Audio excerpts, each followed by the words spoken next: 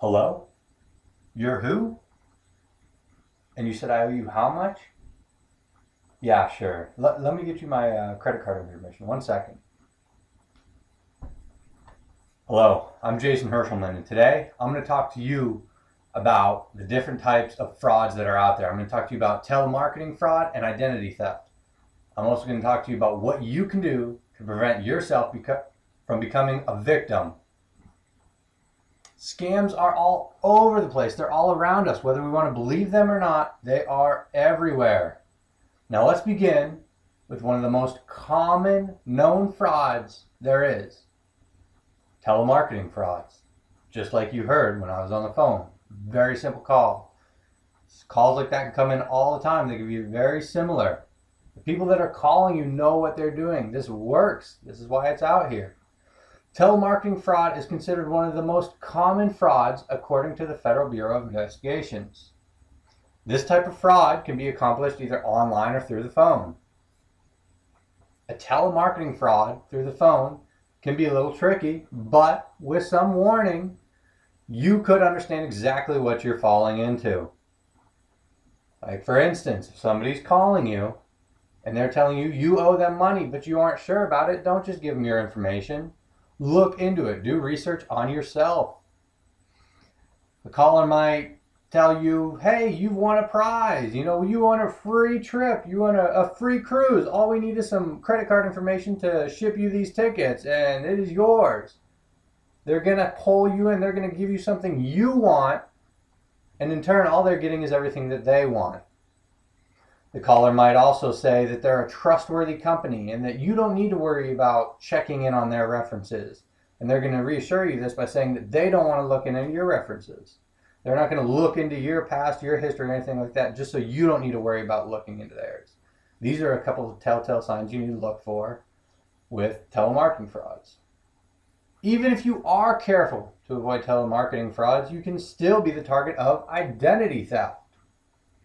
According to a 2012 identity fraud report by Javelin Strategy, more than 11.6 million adults, 11.6 million adults were victims to identity theft in the United States, just in the United States. Your identity can be stolen in many different ways.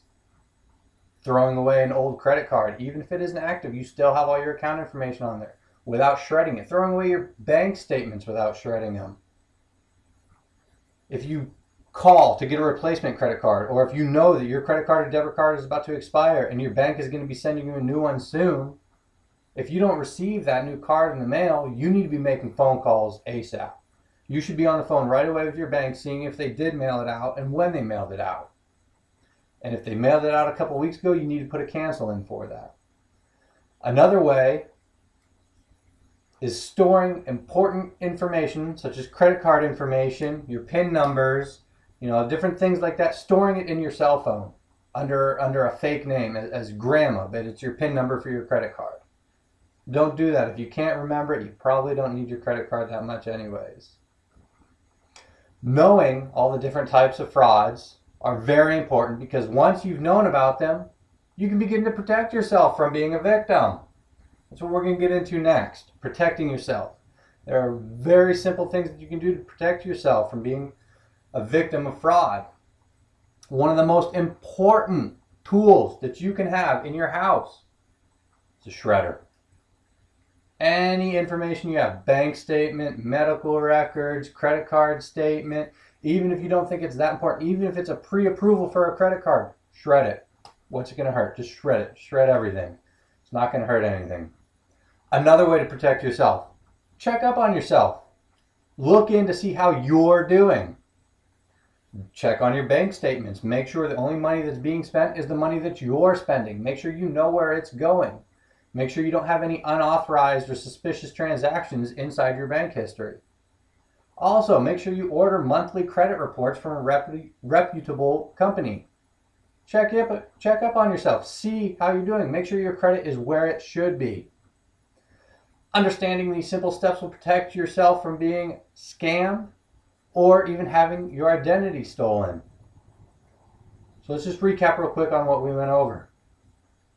Today, I explained to you what you need to watch for. I explained to you the different types of telemarketing fraud, how they're going to call you, how they're going to pull you in and reel you in to make you think that it's something you want when really they're taking your information. I also told you about identity theft, how somebody's going to go behind you, look through your trash, they're going to scoop through all your garbage, trying to find information that they can steal your identity. And of course, we went over how you can protect yourself. And the shredder, I cannot emphasize how important that shredder is. Hopefully you learned something, and hopefully nobody here has to experience identity theft or any sort of fraud. Thank you.